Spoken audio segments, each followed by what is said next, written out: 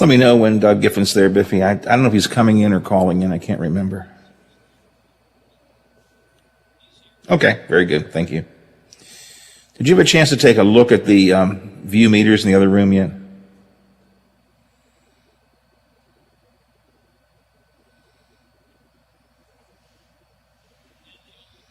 They look the same? All right. There's something about the way it records, and I can't quite figure out what it is.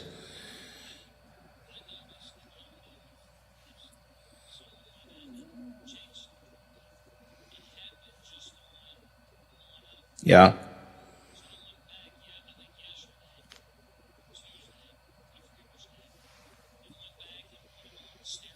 Okay. Okay. All right. It just, good. But both channels are looking the same, right, on the board.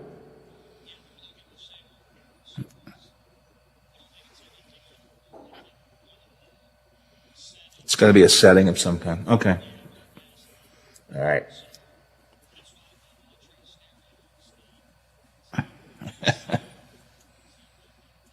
Yeah. No, it should be. We should be recording in stereo. So if it wasn't, that's what it should be. All right. I'll keep playing with it. I just don't know not sure what the deal is. But then again, I'm not sure what the deal is half the time. So. Okay. Well, that was my first thought, was maybe the two channels weren't equal. And okay. All right.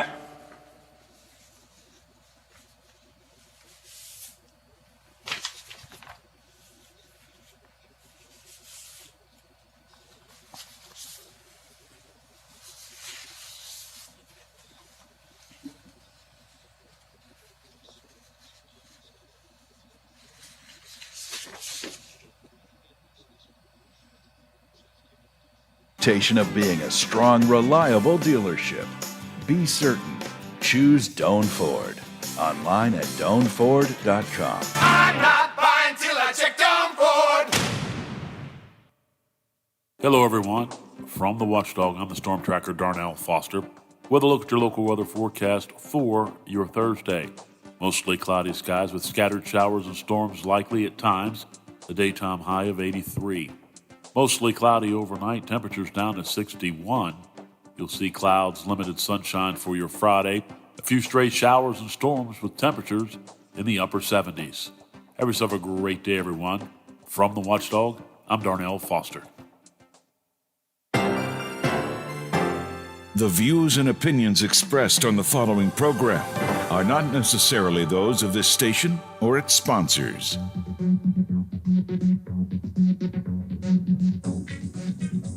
Grab a cup of coffee or your favorite breakfast beverage and listen or watch the Watchdog Morning Show with Howard Monroe during the 100 Days of Summer. Day number 11 of the 100 Days of Summer. We're looking at 68 degrees at the Wheeling, Ohio County Airport. Clear skies there, 67, and I guess I call it partly clear skies. A little bit of overcast here at my home studios, but the sun is out and it's trying to make itself known. Going to be another rainy day with scattered thunderstorms, mainly in the afternoon and evening. Let's see, table of contents for what's coming up later on. Vaccine conspiracy theories were running wild at a hearing at the Ohio State House this week. Jake Zuckerman from the Ohio Capitol Journal going to join us. He covered the hearing and will tell us some of the bizarre things that some of these anti-vaxxers were saying. A Texas hospital has suspended nearly 200 healthcare workers who refused to get the vaccine. Is that legal? Is it the start of a trend? Why aren't healthcare workers taking the vaccine? We'll talk about that coming up a little bit later on. If you drive through the local McDonald's, or at least when I did yesterday, they'll ask you if you could help them find employees. In fact, they'll even give you a little sticker like I got right here. Hiring day is, I got it covered up here. McDonald's hiring day is June 16th, June 16th. That's their hiring day. They say, would you like a job here? No, thank you, I've got a job. Do you know anybody who wants a job? They're working hard. Meanwhile, Chipotle says they're going to raised their minimum wage to $15 an hour. But it also means they've had to raise their prices a little bit. And it's okay with me. I'm willing to pay an extra 20 cents for my Chipotle bowl if the employees are going to get little better wages. So I think that's acceptable to me. Later on, we're going to talk with Baptist preacher and WVU Diversity Vice President, Dr. David Freisen, who is concerned about the rise of white fundamentalist evangelicals in West Virginia as kind of the defining face of Christianity, and also a politicization of the pulpit. He's going to share his concerns and some suggested solutions. He had a piece in the Charleston Gazette-Mail recently that prompted me to talk about it. So that's what we've got coming up later on this morning. But right now, welcome to the show, our old friend Doug Giffen from the IBEW. Doug, good morning, sir. Good morning, Howard. How are you this morning? Let me check. All my parts are in place, so I guess that's about as good as I can expect. Oh, yeah, absolutely perfect day-to-day out there, it looks like. And I'm feeling really good today because I got lime green on. You know, some people may make fun of me for wearing lime green, but it makes me feel perky. I feel good. You know, I'm a limey today. If that's what makes you feel happy, Howard, that's perfect. whatever it takes. Okay, I got you. Doug, you and the IBEW from time to time get a little, what's the word I'm looking for? A little frustrated with the way some public entities handle contracts, and you've got one that's got you distressed right now. Is that right? Absolutely. We have a handful of local union contractors for the IBW that work throughout this valley, and we had three union contractors or three contractors here locally. We're interested in bidding a job at the volunteer fire department in Bethlehem.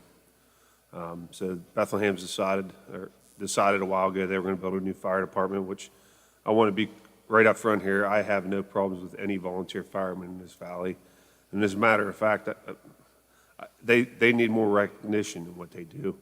I myself was a volunteer fireman for over 15 years in Martins Ferry, juggled a career and being a volunteer fireman and a family. Those guys get up in the middle of the night and throw their boots on, throw their gear on. Or be sitting down at a dinner table, a call goes in, somebody's in distress, they take off to help their communities. I have no beefs with any volunteer firemen. I have a beef with the decision that they made when we had three contractors bid their job up there to go ahead and use out of town, out of state Amish contractors from Ohio, Salesville, Ohio. And what that does, Howard, is my members, as well as building trades members that live up in the town of Bethlehem, have been asked over the years to put levies on and give their tax dollars that they work very hard for back to their community, thinking that when the time came for them to have work, that they'd be able to do that work. And, you know, it's a direct slap in the face. And I'm told that, you know, they're even looking at more fire levies and levies for the city down the road.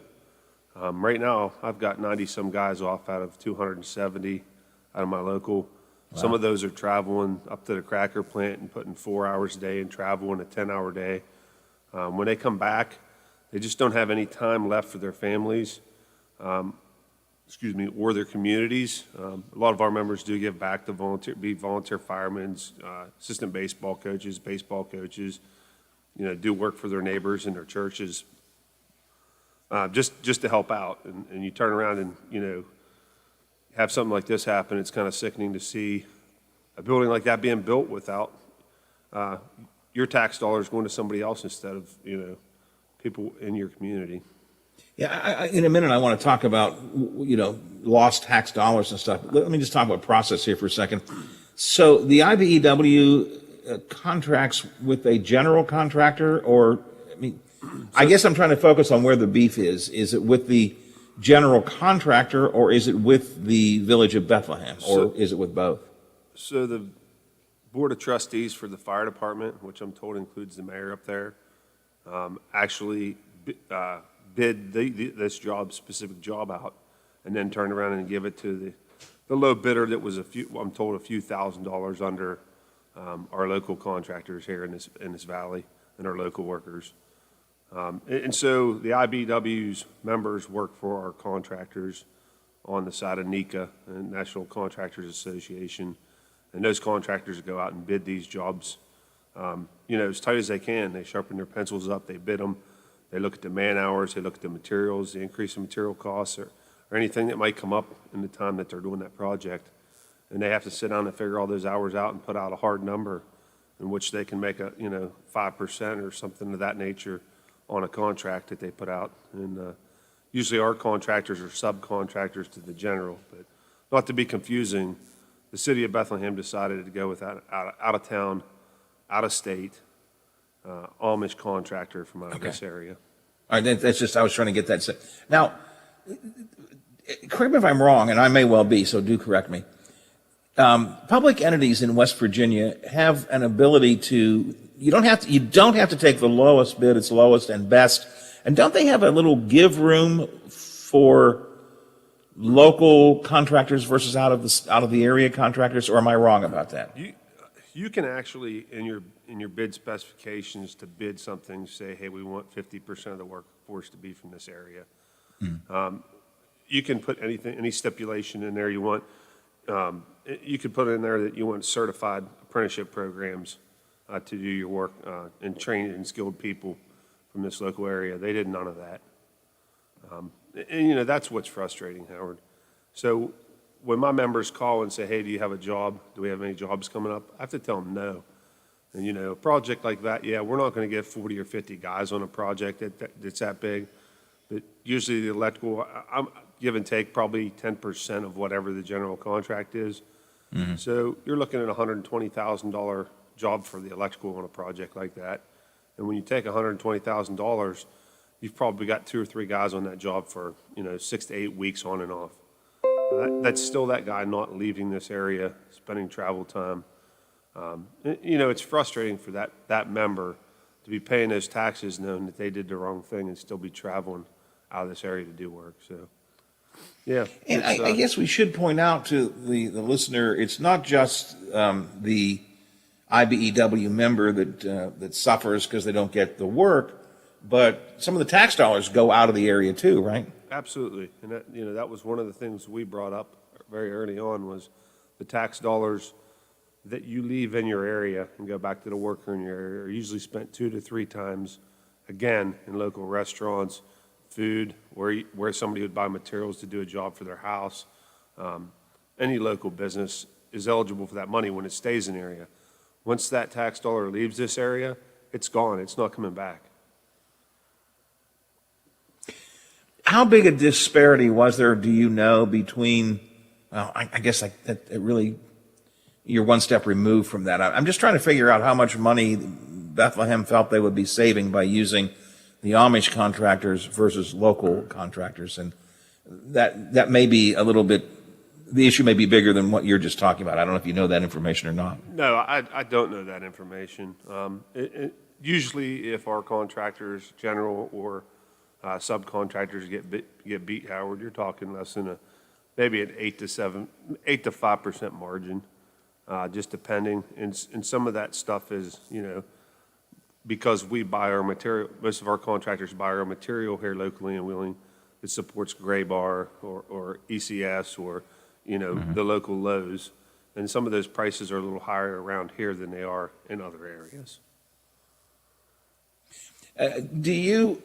So after the contract's awarded, do you or someone from the IBEW, for example, go back to the contractor or to the Bethlehem VFD or the Bethlehem Board of Trustees, whoever, and say, why'd you do this? I mean, do you have, once the contract is let, do you have ongoing conversations to try and figure out what happened here? So, Howard, we saw that we had 3 contractors bid it, which is a pretty decent number here. Yeah. We were happy with that job outlook forward. Once that contract was open, I did make contact with the mayor's office up there to ask who was on the fire department board to approve this project. He just said it was the firemen. I did drop business cards off that have our local electrical contractors on them and said, hey, can you please think about using our contractors and our local workforce as subs, along with any other subs that are local here. Did not get a response. And so then I reached out again to try to get some board members' names to address the situation. I did get up a guy by the name of George Sassine, called on the phone, talked to him. He said, we knew that this would be a very unpopular decision, but it was a hard decision, but we had to make that decision. And they made that decision because? The lowest price. Dollars and cents only. Yep. It's interesting, especially with a fire department, a volunteer fire department. As you mentioned earlier, volunteer firemen by their volunteer fire people, because there are women too. Volunteer fire people by their very nature are community-minded, community-interested, community-involved. And a volunteer fire department is an integral part of a local community. I mean, it's not like, I'm trying to draw an analogy. It's not like building a hospital or something, which is sort of a bigger, faceless entity. I don't know if I'm making myself clear, but But you would think that at a small village volunteer fire department level, there would be greater concern for local workers. You know, it's funny that you mentioned that. It seems like anymore, people do not look at their neighbor and say, hey, you know, maybe we ought to hire that person. And I'll be honest with you, plain and simple, most of these contracts that are given in the valley, there are right now because of COVID, there are a lot of out-of-town contractors coming in to bid this work. Even gas and oil work, compressor stations and stuff of that nature. Sometimes we have 7 and 8 general contractors from out of this area that come in and bid the work against our local contractors. West Virginia just removed what they would call prevailing wage in the state of Ohio, or I'm sorry, state of West Virginia, 2 sessions ago, which that actually protected your local workforce in construction, so that I call it so that the carnies didn't come in from out of town and take your local jobs. That's I love that image. But Doug, let's be brutally honest about this, and we have to be honest about it. By getting rid of prevailing wage, we have saved so much money in the state, and we have had such a growth of business because of getting rid of prevailing wage. I mean, it's just been a tremendous success. I think you're trying to make me laugh or get underneath my skin, Howard. Yeah, the studies that they come out that were false said they'd be able to build 1 extra school, and every 5 schools, 1 would be free. That is a complete farce. All that it did was make local labor suffer a little more, not get the work, and the contractor come in and took the money off the top and didn't pay the local workers that money. And even the workers that they brought in from out of the area. And let me make myself clear on this, Howard. When you've got a contractor that bids a big job out of town, or somebody that bids one here from out of town, you're transferring that person, that family, that's supporting that family, out of that area for that time of that job. Mm-hmm. So my members have to travel. They're completely disconnected from their family, sometimes weeks at a time, in order to fulfill that job need, and then come back and bring their paychecks back to this area. If somebody from out of town comes into here to do that, you're breaking up a family. And like I said before, you know, we've got some very high-skilled, high-quality, classy construction workers in this area.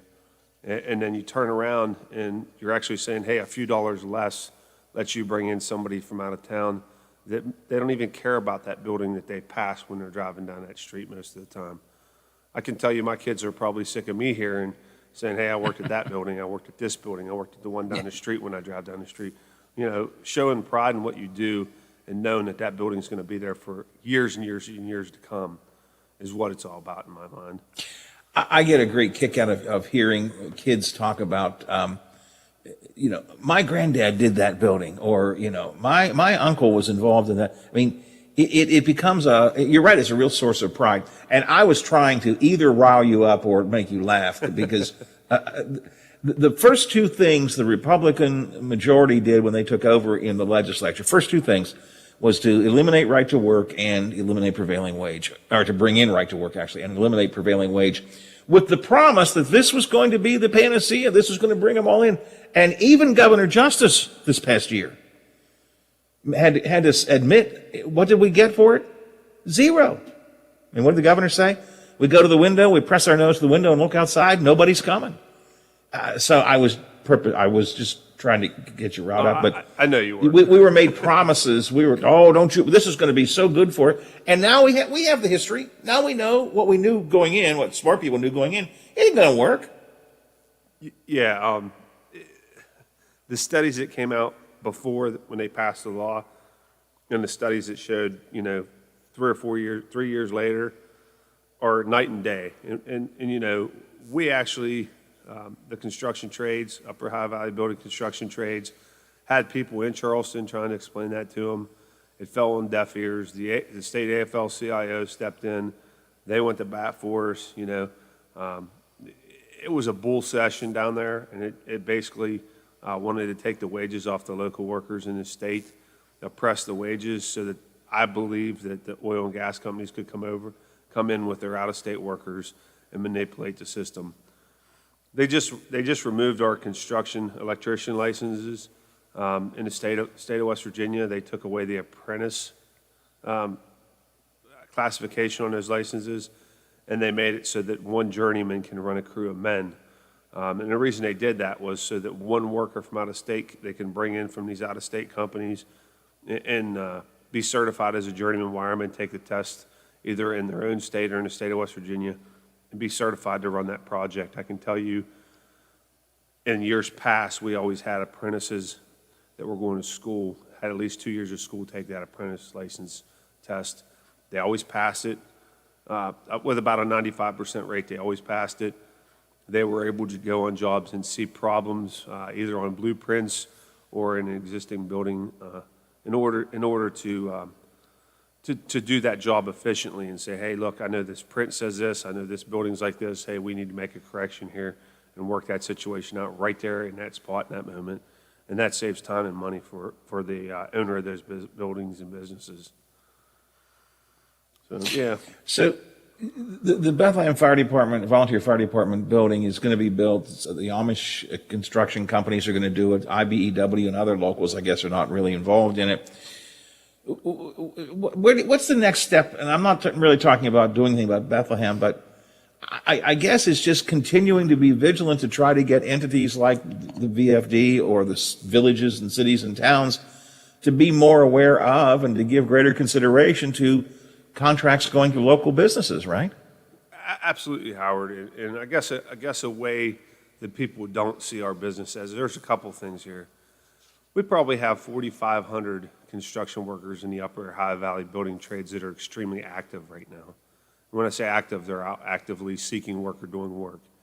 If you had to put a parking lot in downtown Wheeling say this is your business, and there was 4,500 construction workers' cars in there, you would see the strength and the knowledge and you know, the amount of people that supports. So as you take these small jobs and take them away, you're actually crushing those families and those people in your community. And usually, like I said, they're the ones that want to volunteer and help out their communities. They have a lot of pride. The other thing is we go out to schools in these areas and promote these construction jobs because they are a decent job. You know, they may not be the best of weather. They're decent pay. They're high educational jobs. And we promote these to these young kids. What lesson are we giving these youngsters in our area? Hey, here, if you don't want to go to college and you want to do this, we'll educate you. But your local VFD is not going to put you to work anymore. Yeah, I mean, it is a bad message. We are seeing more young folks, though, looking at the construction trades and skilled labor and so on, are we not? Yeah, absolutely. They seem to take an interest in it once it's explained to them a little bit. I can tell you that the middle-aged person, when I did job fairs at the High Valley Mall, would go to the security company next to me because they thought the guy with the gun was cooler and would have a more decent job than me having a bag of tools on the table. But if they start looking at I mean, the thing about the construction trades and skilled labor and so on is that A, you can get into it fairly quickly. Absolutely. And you can make good money fairly quickly, and you don't, I mean, I'm a big believer also in getting college educated, don't get me wrong, I'm not saying don't do that, but you also do it without huge student debt.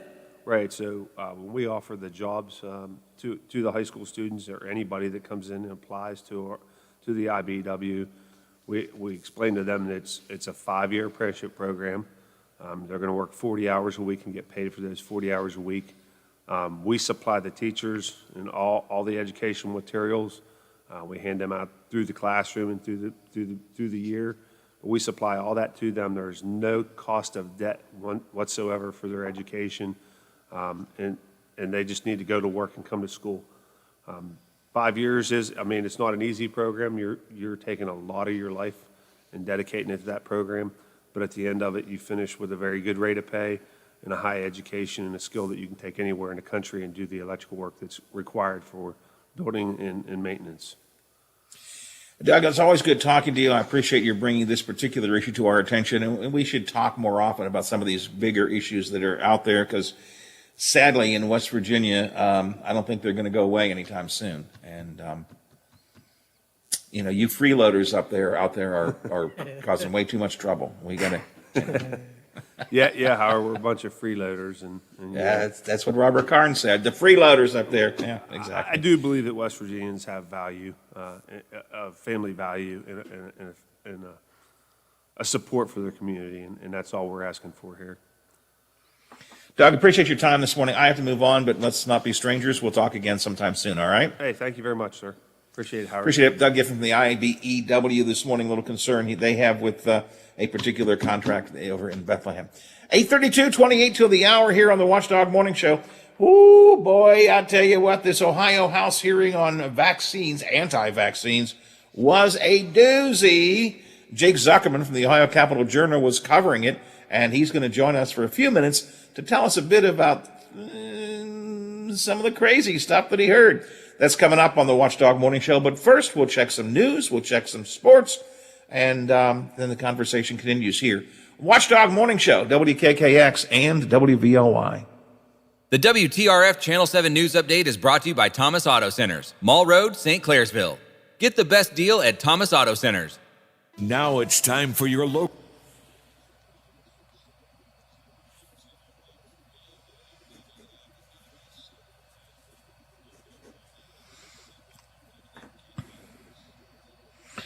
All right, Biff, we should hear from Jake at about 8:40.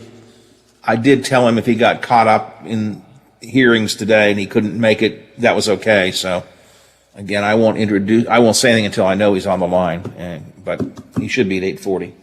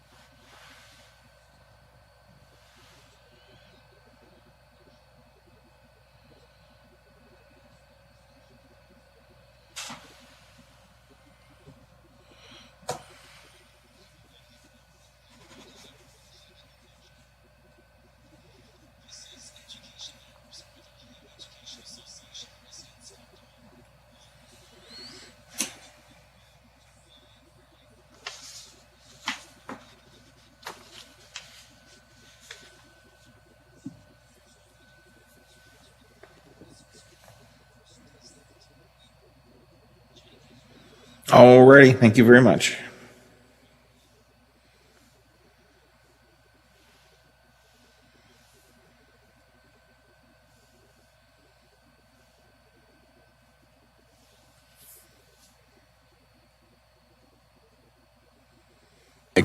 With a drunk guy in it. How do you like the sound of that? Cops are cracking down on drunk motorcycle riders. If you ride drunk, you will get caught and you will get arrested. Drunk riding. Over the limit, under arrest. Paid for by the U.S. Department of Transportation. Now, during the Jim Robinson Ford Lincoln Toyota Pre-Owned Super Sale, select from over 80 vehicles in stock starting under $5,000. Most are local trades, many with one owner. Hurry to Jim Robinson at the Highlands, home of lifetime powertrain protection. Now, during the Jim Robinson Ford Lincoln Toyota Pre-Owned Super Sale, select from over 80 vehicles in stock starting under $5,000. Most are local trades, many with one owner. Hurry to Jim Robinson at the Highlands, home of lifetime powertrain protection.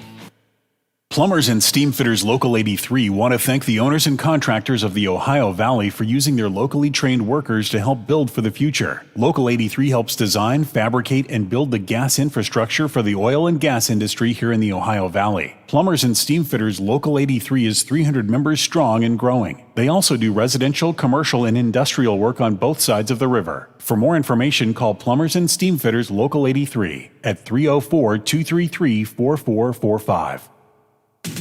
Clearview. The watchdog is protecting your yard. Join Howard Monroe, Hoppy Kercheval, Bill DeFabio, and Big Rick for the best live and local talk in the Upper Ohio Valley and beyond. Clearview trusts the watchdog. Watch out! He could climb on his soapbox at any time. The Watchdog Morning Show with Howard Monroe continues.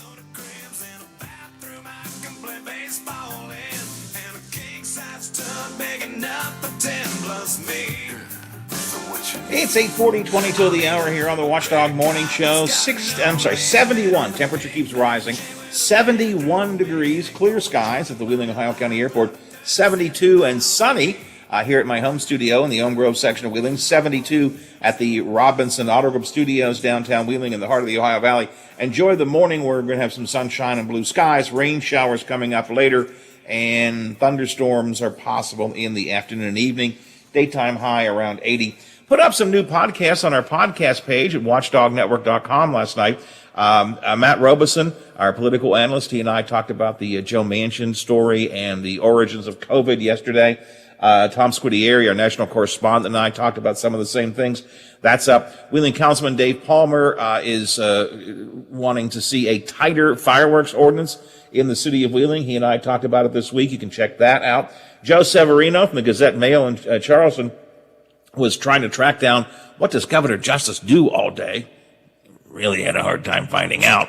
But he and I talked about that. You'll find that on our podcast page. Biff and I talked about childhood memories. What is it that makes you nostalgic about childhood? You can listen to Biff and I ranting about that. And Ohio County School Board President David Croft was with us yesterday to talk about his vote to reduce funding for the Ohio County Library from the Ohio County school system. All of those are new podcasts. They're up on the podcast page. Just go to watchdognetwork.com. Yesterday, throughout the day, social media was really blanketed with, and a lot of people were really, raising their eyebrows at least over some testimony that came in an Ohio House, I guess, with a Health Committee hearing on an anti-vaccine bill. Jake Zuckerman from the Ohio Capitol Journal has been with us before. Jake covered some of this. Jake, first of all, welcome to the show. And secondly, God, from what I saw, some wackadoodles were there. There was a full cast of characters, and thank you for having me on. So, real quick, this is a bill proposed by several House Republicans in Ohio to essentially make sure that no one can mandate a vaccination, enforce a vaccination, or even ask about a vaccination. Am I right about that? That's correct. It spans businesses, hospitals, schools, colleges, daycares, insurers, a really wide range of things. And also notably, in Ohio, we already allow students to claim exemptions from immunization laws for reasons of conscience. So it's actually a pretty broad exemption as is. And this new bill would kind of require schools to emphasize, and the actual letter of the bill is they kind of have to make the text as big and be as clear about the exemptions as they are about the requirement itself. So it's really clearly just trying to steer people, I think, away from vaccination and offer them legal protections if they do choose to be unvaccinated. And although we tend to focus these days, and this probably comes up because of the COVID vaccines, this bill is for all vaccines, right? And so, like in schools where they now normally ask for vaccination records, they couldn't do that if this bill passed. Am I right? No, that's not exactly correct. Schools have a special carve-out in the bill, so schools would be able to continue requesting vaccinations, but it would be easier. I would say it's safe to say it's easier to get out of a school vaccination under this bill. But say all the laws that we have in place to get people vaccinated and to stamp disease out of public spaces and out of our communities, those laws are weakened by this bill. It's probably a good wrap. There was just some really bizarre testimony. Did you get a chance to hear some of that yesterday or the day before? Yeah. This one doctor, Tenpenny. I double checked with Biff because he's had my producer. He's had his vaccine. I had mine since January. I've never yet had a utensil jump off the plate at me. Right. Yeah, that's Dr. Sherry Tenpenny, and she has a real reputation for spreading anti-vaccine content on a pretty prolific level. There's a group called the Center for Countering Digital Hate, which kind of they scraped Facebook for what are the most engaged with posts, and they find most anti-vaccine content is really coming from just 12 people, and Dr. Tenpenny's one of them, and she is a board-certified physician. And yeah, she made some pretty radical claims. They involved 5G towers and vaccinated people emitting magnetic waves. I mean, this was tomfoolery. These are not real scientific claims. These are not real health concerns about the vaccines, but it was pretty jarring. This was about 75 minutes worth of testimony to policymakers, and to me, at least, it raised some real questions of why was this person invited to come testify to these lawmakers? Yes. What did she add to public policy? Yes. That's the question I kept asking. Who decided this should be a witness at a hearing like this? Yeah, and I asked the chairman about it after the hearing, who is, has some anti-vaccine views himself. He doesn't like vaccine mandates. He's co-sponsored some of these bills. He's made some anti-vaccine statements in the past, and even he distanced himself from Dr. Tenpenny after the hearing. He said the sponsor of the bill, Jennifer Gross, wanted her invited. He said that it was, committees left the room with big questions, essentially, after hearing that. And I think they did. And I think when you look at the reaction to, some of her more bizarre claims, it kind of made a mockery of the committee. Yeah, exactly. And I get that Dr. Tenpenny she is a physician. She is board certified. If I'm among the boards that certified her, I might be wanting to revisit that, but that's, again, a different issue. So she has, quote, credentials that I guess make her, it's not just somebody off the street. But first place, if you're an anti-vax person, I mean, if you believe there are legitimate concerns about the vaccine, I don't, but I know some people who do, and they have legitimate concerns, in their mind, not tested fully enough and things like that. You've got to be upset about this kind of hearing because all it does is it makes the anti-vaccine movement look like fools. Right. Well, I think, it's not quite a level playing field. If you want to convince someone to get vaccinated, especially against COVID-19, you have to convince them to ignore a lot of scary messaging they've been exposed to go to one of these clinics, to go get 2 shots. And there are side effects to these vaccines. Everybody feels pretty crummy after getting them. I think it's a safe blanket statement. Whereas if you are a person like Dr. Tenpenny, all you really have to do is convince someone, not today, maybe tomorrow, but not today. So the deck is really stacked in her favor in that regard. And I think that the goal isn't necessarily that somebody hears what she says and, okay, I agree, vaccinated people are magnetized and I will not get one. I think it's more of just you throw enough spaghetti at the wall and something's going to stick. Mm-hmm. Yeah, I guess you're right. What kind of reaction did members of the committee have? You mentioned I guess it was the chairman, who is somewhat of an anti-vaxxer, but even he said this was a little bit off the wall. What kind, I mean, I don't know how I want to phrase this. I'm not even sure I could keep a straight face in listening to some of what was said. Mm-hmm. Well, the context matters here because this committee room was as full as I've ever seen it. There wasn't an empty seat, and these were all supporters of the bill that were stuffing it. They created an overflow room, and that filled up. And you'd someone would make a point, one of these witnesses, and you'd hear applause thundering from the overflow room. But there are two Democrats on the committee, Beth Liston, who's a physician, and Allison Russo. And I think that they knew exactly who Dr. Tenpenny is and the kinds of comments she makes. And I think that they made a strategy to try to draw some of those comments out. I think that they had a lot to do with why we were ever talking about magnets and 5G towers. I think they were trying to expose that side of the argument. So they were really egging it on in a certain way. Yeah, I guess so. But I watched. There was a woman on the committee, I guess, and I don't know who she was. I was watching video of Dr. Tenpenny's testimony, and it looked like she was trying to both treat Dr. Tenpenny with respect, but trying to get to something that resembled reality, and then she wasn't having much luck with it. Yeah, because her testimony was not based in reality. These COVID vaccines are extraordinarily safe. Their safety profiles are within that of every other vaccine that we've had kids taking since the 1970s. There's a lot of fear-mongering out there, and I think that's exactly what it is. It's fear-mongering. But it's important to understand that these are not serious concerns.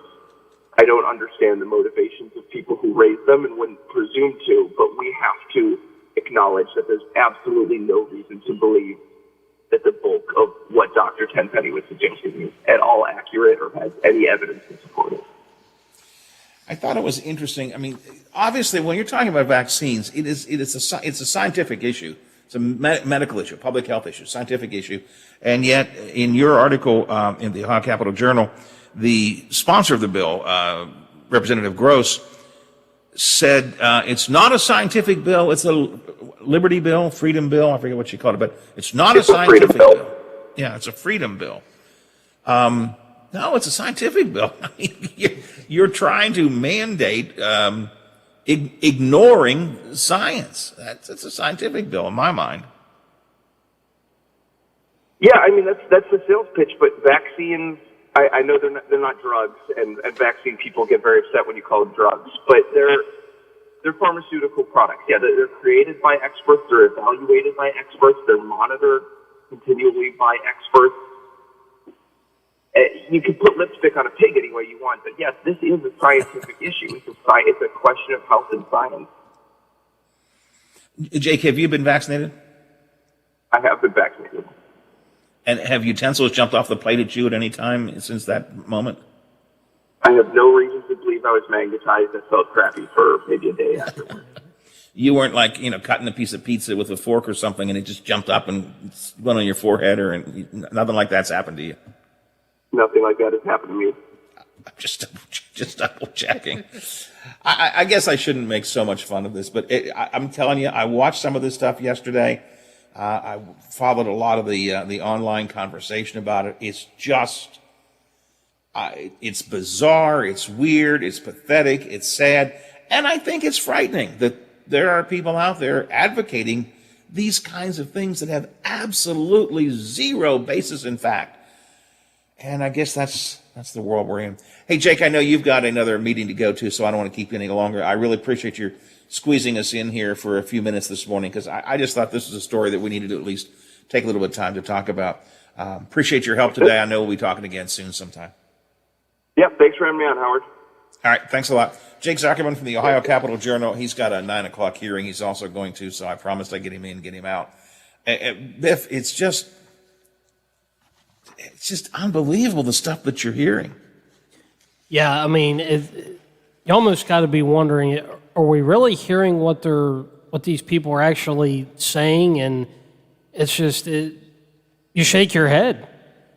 Well, we heard, you got that clip there? You got the clip from the crazy vaccine lady, Dr. Tenpenny there? Can you play that again, or are you not able to do that? No, actually, it's still right here. So this is Dr. Tenpenny testifying before a House committee in Ohio this week. What is it that's actually being transmitted that's causing all of these things? Is it a combination of the protein, which now we're finding has a metal attached to it? I'm sure you've seen the pictures all over the internet of people who've had these shots and now they're magnetized. They can put a key on their forehead, it sticks. They can put spoons and forks all over them and they can stick. Because now we think that there's a metal piece to that. There's been people who've long suspected that there was some sort of an interface, yet to be defined, an interface between what's being injected in these shots and all of the 5G towers. Oh, gee, many Christmas. And they believe that. Well, you know, the thing is, she presents it, you know, she doesn't come across like a raving lunatic, right? Forks and spoons. No, as you probably know, forks and spoons will jump off the plate. I mean, she presents it as if it's a fact, and she presents it in a calm manner. Almost like it's almost like it's an everyday occurrence that we shouldn't be surprised that this is happening. And she says, I'm sure you've seen it. No, I've never seen one single person with forks and spoons and keys hanging off their face because they've been magnetized by the vaccine. No, I have not seen it. Nor, to the best of my knowledge, has anybody who hasn't been drinking. I don't think I want to see it. I don't know. I don't. Yeah. All right, we need to get a break in here. I know I'm behind time. Let's do that. 8:55, 5 before the hour on the Watchdog Morning Show. I'm Big Rick, host of Real Big Talk, weekday afternoons on the Watchdog.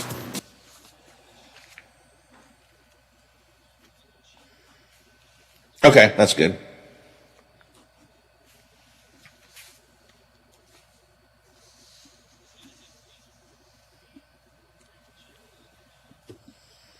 Okay, we're in good shape then.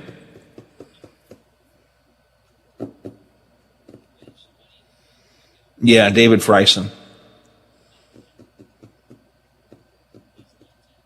Correct. I think... I know he's calling us. I may have sent you his number as a backup. I don't think I did, though. I think he just said he would call me, period, so...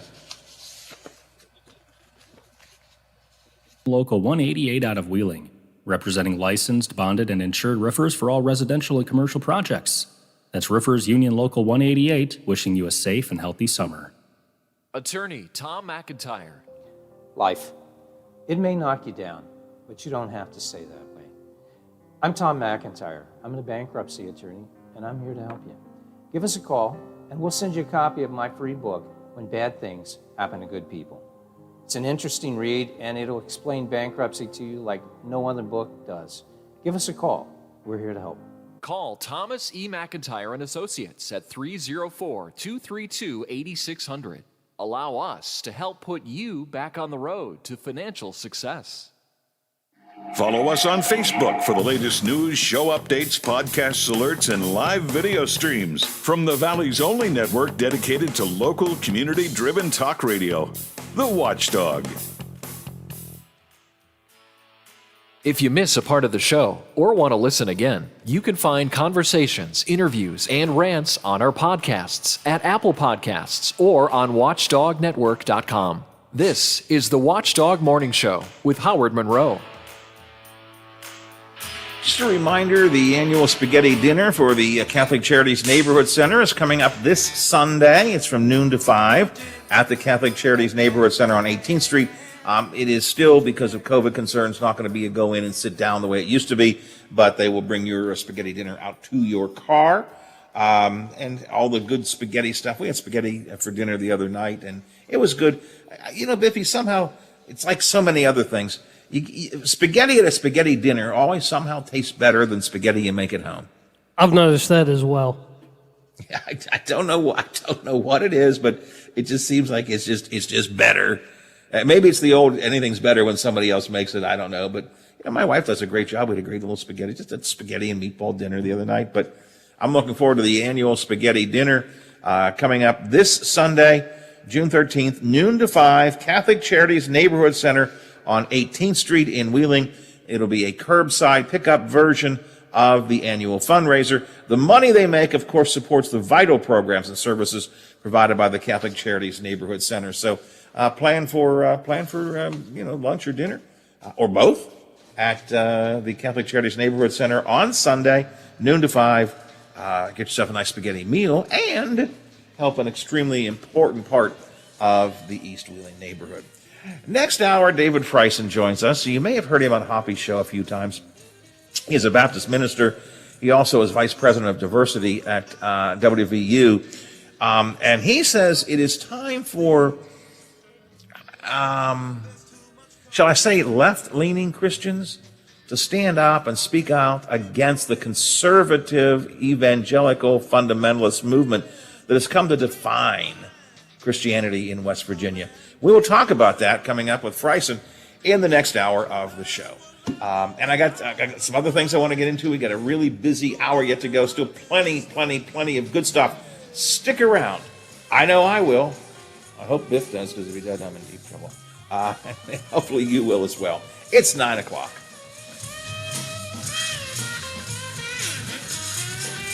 The Watchdog is FM 98.1, AM 1600 WKKX Wheeling, FM 97.7, AM 1370 WVLY Moundsville. The ABC News is brought to you by Thomas Auto Centers, Mall Road, St. Clairsville. Get the best deal at Thomas Auto Centers. Key benchmarks on the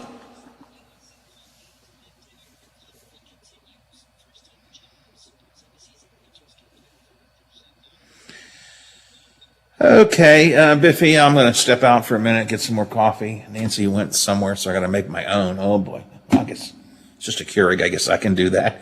And she's not going to be back for a while. I'm thinking maybe I could order Bob Evans sausage, gravy, and biscuits. She would never know it. I'll have to see. All right, I'll be back. I can do it now. I'll be back in a minute, and Freisen should call around 9:10.